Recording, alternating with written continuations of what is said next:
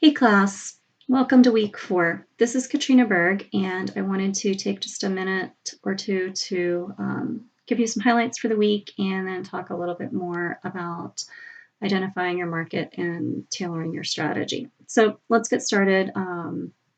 Week 4, you're going to be doing a regular research assignment, your project assignment, your discussion, and your virtual classroom. If you have any questions about any of that, let me know. In your discussions, please do post it a minimum of 3 times. If you can't attend the virtual classroom, let me know for an alternate assignment submission. So this week, you're going to be reading about tailoring your strategy. You're going to be looking at marketing automation and content strategy. So tailoring your strategy is about further defining how you communicate, how you reach your customer. So there's an assumption in place here that you've already identified your market. Now you're tailoring your strategy of how you're communicating to that market. Marketing automation is about really platforms that help you become more efficient in your outreach, help you create a consistent message. An example of marketing automation is a platform called Hootsuite, and that allows you to post in Hootsuite, and then your posts are disseminated throughout Twitter, Facebook, and other social media platforms. So there's an efficiency there, and then there's also the ability to be consistent in your messaging. Content strategy. I also want to talk about marketing automation. Another example would be Constant Contact, being able to send out an email regularly to your clients. You can set the time for that, set up the content, again, for consistency, and you determine when that goes out in advance, potentially, if you need to. So there's a timing efficiency there. Moving on to content strategy, I want to talk about planning, development, and management. So just as you would in a print campaign or just general marketing, you also need to manage your online content.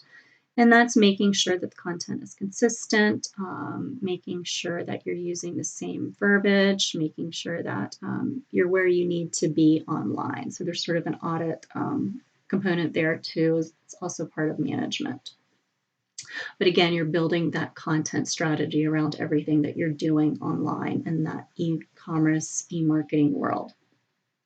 So let's talk about identifying your market and then tailoring your strategy. So when you identify your market, you're identifying who your ideal customer is, who you want to target your product or service to. Be general about this, but you need to be able to specifically identify who an ideal client is. So instead of saying my client is the older generation, say they are age 50 to 75.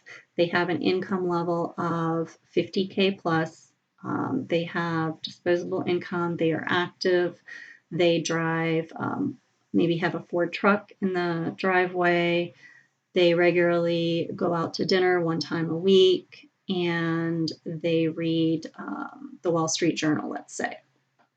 So you need to be able to visualize and articulate who your ideal client is, why they buy your product and or service, and how they use it.